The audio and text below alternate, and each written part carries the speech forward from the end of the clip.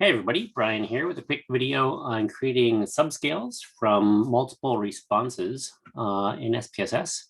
So here I have a data file downloaded from Qualtrics. And so we have this questionnaire had 10 items on it. Let's say we want to do subscales from the first 5 items and the second set of 5 items. We're going to create 2 new variables that will combine people's responses to those, the first half and the second half of our questionnaire.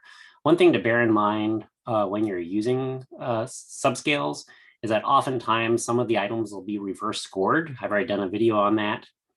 And here I reverse scored items 1, 2, and 3, which I designated this new variable with an R for reverse scoring. So we got to make sure that we bring over the reverse scored items and not the original items when we're creating our subscale.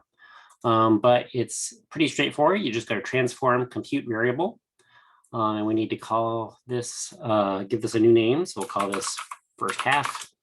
And I'm going to designate that this is an average. Basically, the 2 types of ways you can create subscales are either averaging people's responses together or adding people's responses together. So we're going to use the average approach for this first batch.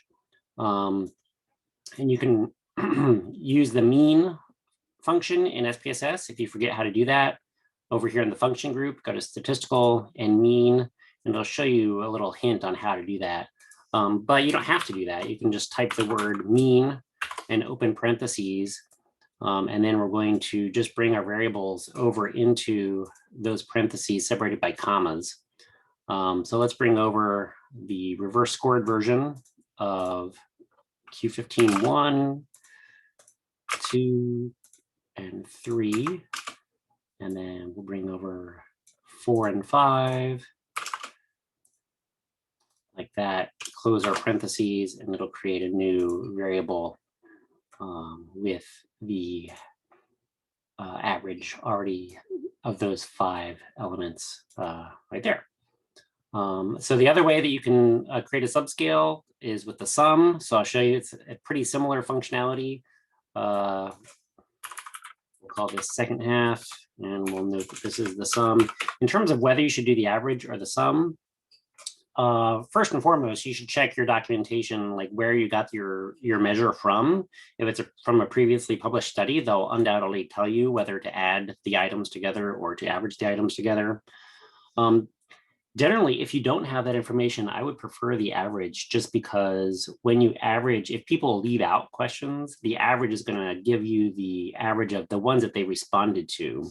Whereas a sum, it's going to include a 0 for anything they didn't respond to. And so that can give you a false sense of what their combined response is. And the average will change the denominator if they've left out some of those questions.